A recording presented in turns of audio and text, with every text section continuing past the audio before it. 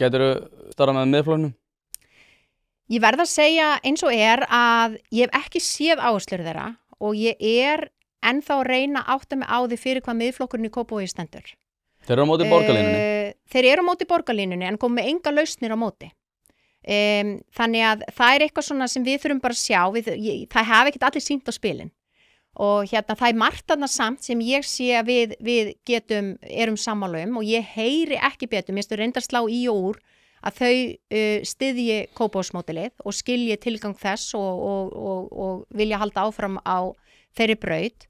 En það sem að skiptir máli finnst mér, ég heyri það að Miðflokkurinn svona ræður borgarlínuna, stoppum hana, samt enga lausnir á móti. Mér finnst þeir vera að boða miðstýringu sem snýr til dæmis af skólunum. Ég átta mig stundum ekki á því hvort þetta sé hægri eða vinstri flokkur og það þetta sem að auðvitað við bara eftir að komast að og ég meina við tökum það bara í þessum samtölum sem eru framundan. En varðandi borgarlínuna að mér langar aðeins að koma inn á það því ég heyri það að vera svona svolítið vera að speikla okkur eða speikla Kópavogsbæ eins og við séum bara nákvæmlega eins og Reykjavík. Jaha, bara svo að segja að þið séu samfylkingin í Kópavogi?